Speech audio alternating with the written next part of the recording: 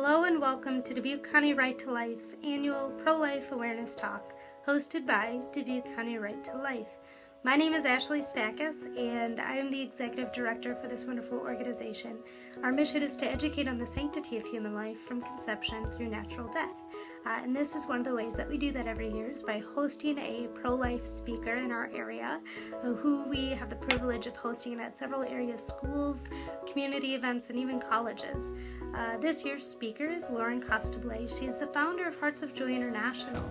They provide life-saving heart surgery to children with Down syndrome in Uganda, Mexico, the Philippines, and India. She is a wonderful woman with a wonderful organization. She has a very powerful and loving message on the sanctity of life and with those with Down syndrome and how she advocates for them. So we hope you enjoy her talk. We know you certainly will. But thank you for tuning in this evening or this morning or this afternoon, whatever it would be. That is the beauty of technology, right? But enjoy your talk hosted by Dubuque County Right to Life, and thank you again for tuning in. Hi, my name is Lauren Costabile, and I'm the founder of Hearts of Joy International. Hearts of Joy International provides life-saving heart surgery for individuals with Down syndrome in countries where families can't afford medical care.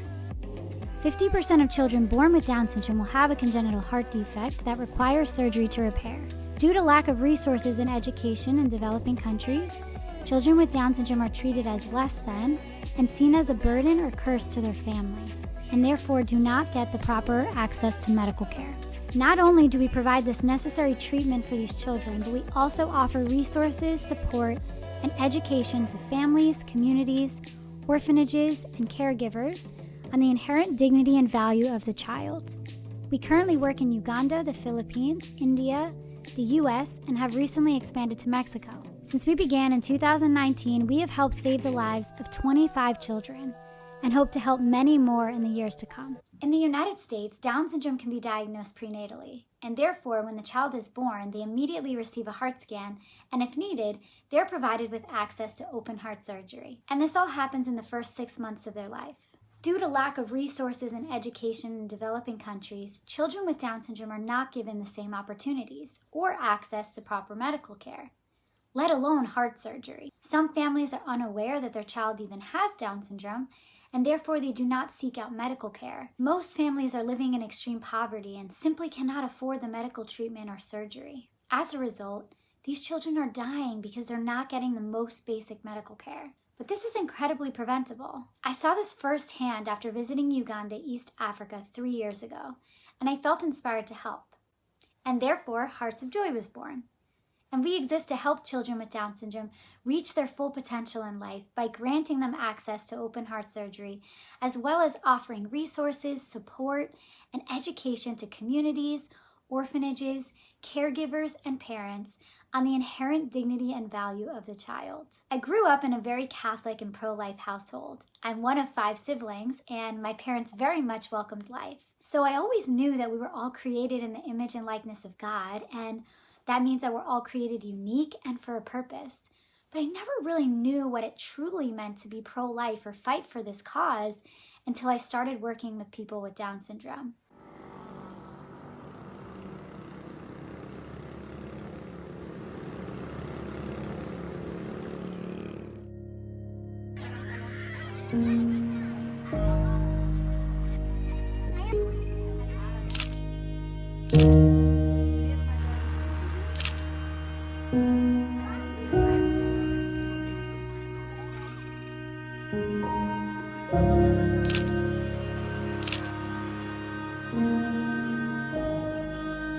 So you may be wondering, what even is Down syndrome?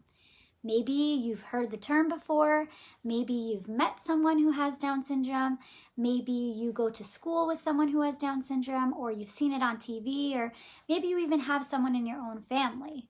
Well, let me explain it. So every human body is made up of genes. These make up who you are, and they include your hair color, your eye color, your mental ability, and all physical features. These traits are grouped together in a structure called chromosomes. Your body typically contains 23 pairs of chromosomes, half of which are inherited from each parent. Down syndrome is a genetic condition that causes an extra copy of chromosome 21. 1 in every 1,000 babies are born with Down syndrome worldwide. And roughly 6,000 babies are born with Down syndrome in the United States each year. Down syndrome occurs in children of all races in every country in the world. The cause of the condition is unknown, although researchers have found a link to the age of the mother. 80% of those born with Down syndrome are born to women ages 35 and younger. Chances of you having a child with Down syndrome increase after the age of 40. Down syndrome can affect development, speech, and intellectual ability, and it causes unique physical features, including a flattened nose, weak muscles, small height, large tongue, small-shaped eyes, small ears, and a single deep crease in the palm of the hands.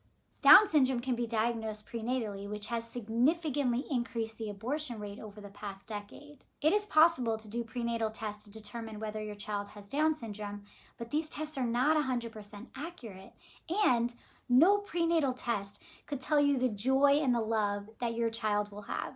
These tests can be invasive and risky for both the mother and the child, but due to prenatal testing and screening, the abortion rate has increased significantly for those with Down syndrome. In Iceland, the abortion rate for babies with Down syndrome is 100%, and sadly, the country prides themselves on being Down syndrome free. In Denmark, it's 98%. In France, 77%, and right here in the United States, it's 67%. These are alarming rates, and we need to do something to change this narrative. I think we need to look within ourselves and ask, why do we think that the lives of those with Down syndrome or other disabilities are less worthy of living? I want to tell you about the man who discovered Down syndrome. So his name is Jerome Lejeune, and in 1958, he discovered that the cause of Down syndrome was an extra copy of chromosome 21. He was a French geneticist and did a lot of research. His intention was to help improve the lives of those with Down syndrome, but he later learned that his discovery led to prenatal diagnosis and abortion. This was very upsetting and distressing to Lejeune, and it led him to begin fighting for the pro-life cause, fighting for the lives of these people. I mean, this is so powerful. The man who discovered the chromosome himself realizes the value of those lives. I often contemplate and think about this in my own work with Hearts of Joy, because we serve families in India, Uganda, the Philippines, and Mexico, not only providing this life-saving heart surgery and medical treatment, but we also provide education to parents, as well as counseling to mothers. We also work here in the States, but our work looks a little different because of the easy accessibility to abortion.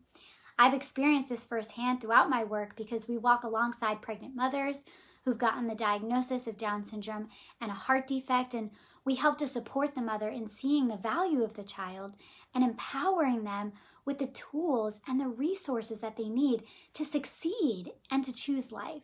I want to share a story about a particular child that we had worked with. So the mother was about 6 months pregnant, visibly showing. You could tell that she was very much pregnant. And we accompanied her to every doctor's appointment, every ultrasound, every echo, heart scan. And what I saw was that at almost every appointment, at least one doctor or one nurse or one ultrasound tech asked the mother, do you still want to have this baby? And brought up abortion at almost every single appointment. I was really taken back by this, and it made me realize and think, like, this is the tactic of doctors.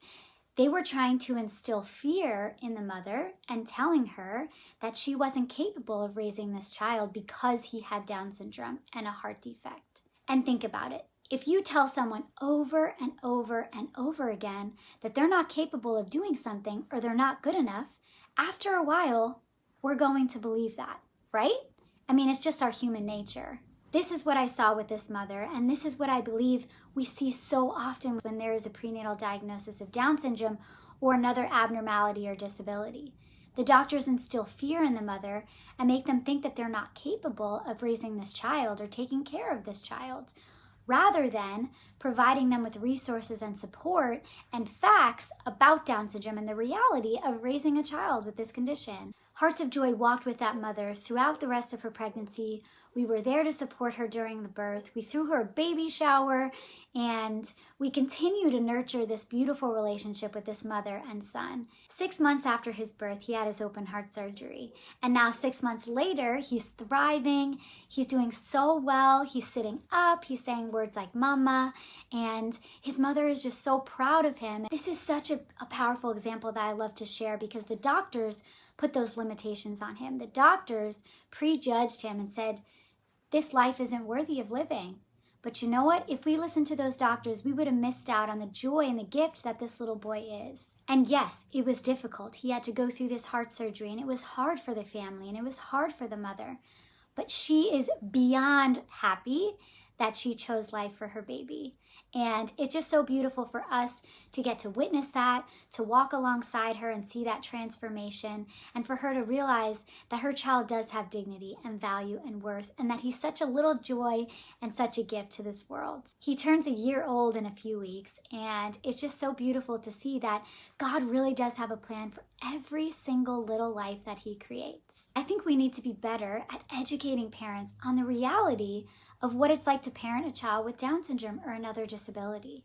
And we need to support them and empower them and give them the tools they need to succeed. Oftentimes, we don't know about something until we're exposed to it, right? So growing up, I didn't really know much about Down syndrome or disabilities. I had never met or interacted with someone with Down syndrome until I was about 17 years old. And I volunteered at a camp for individuals with disabilities. I will never forget that first day of camp. We were all in the gym, and it was kind of chaotic. It was loud. People were screaming. Everyone was running around. There was so much excitement. We were waiting to get our group assignments to see what campers we would have. Now I was just kind of waiting in the corner alone. I didn't really know anyone, and so I was pretty shy.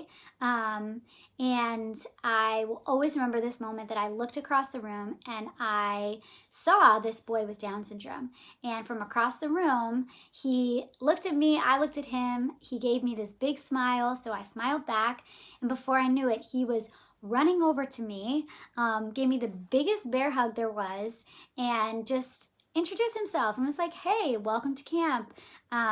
So great to meet you. And I think that that moment really speaks volumes to me because that is the heart of someone with Down syndrome. He saw that I was alone and I was kind of awkward and shy and that I needed a friend. He showed me love and joy in that moment, and that's something that I will hold on to forever, and something that's just really special to me.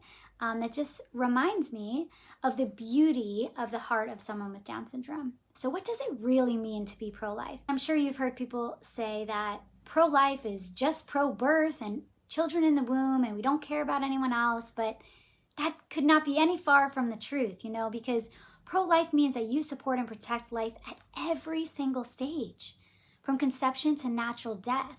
I've dedicated my entire life to help these children that are the most vulnerable, to uphold their dignity, and to show the world their worth. But I want to ask you, do we really believe that everyone is worthy of living in every circumstance? What about the baby who has Down syndrome and a heart defect that may potentially have a low chance of survival? Does his life matter? Or what about the baby who is conceived in rape? Does her life matter? Yes, if we say that we are pro-life, then we say that every life matters no matter what. But you know what? We live in a world that so often defines the value of human life by what we will accomplish, right? We prejudge people, we make determinations about their life in the womb before they're even born. I mean, especially with those with Down syndrome or another disability.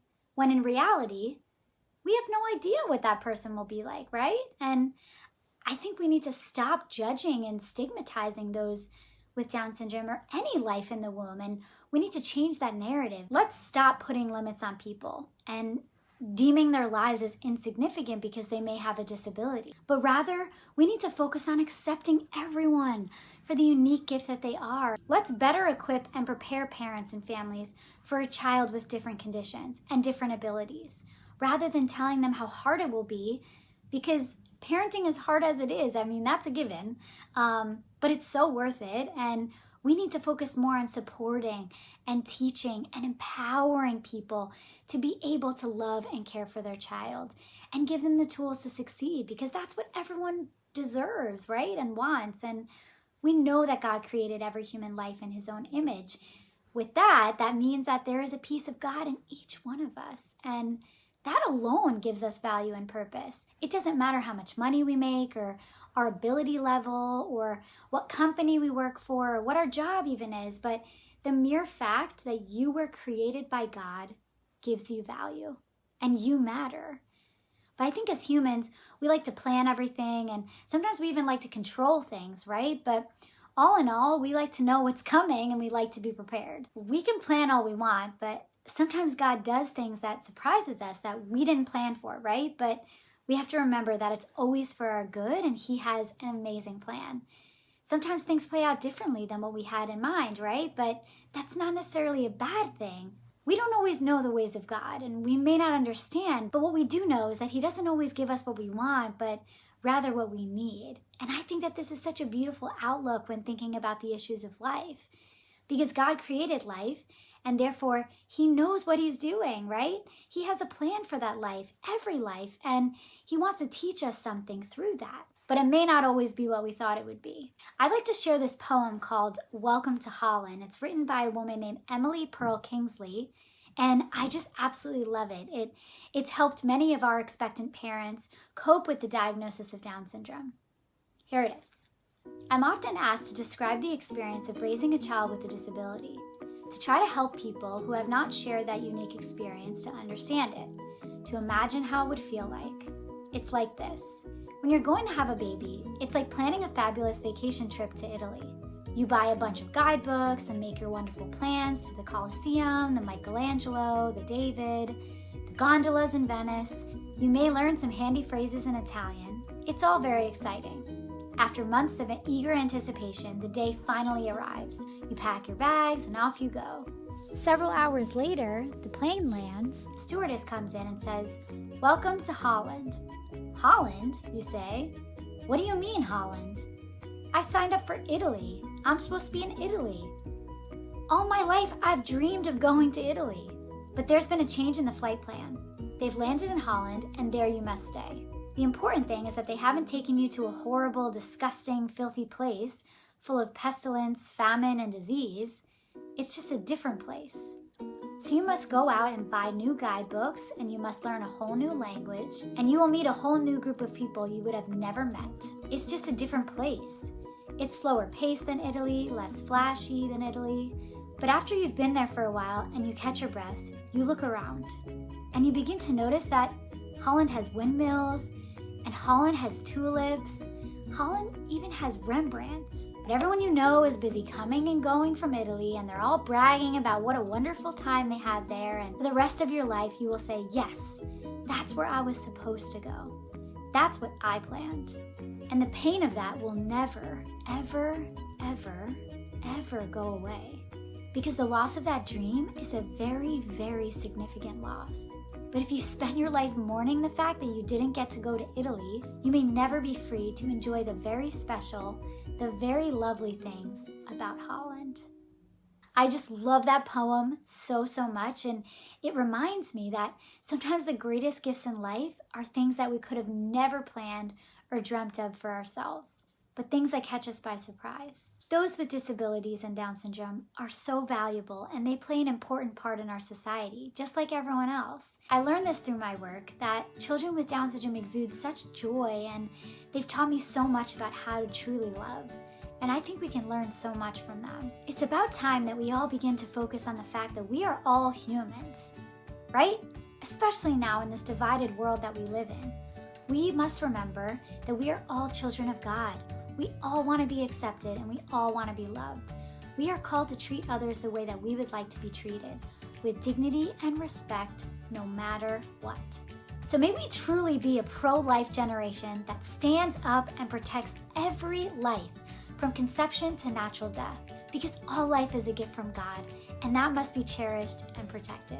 If you'd like to learn more about our work at Hearts of Joy, please check out www.heartsofjoyinternational.com. Thank you so much for listening, and God bless you all.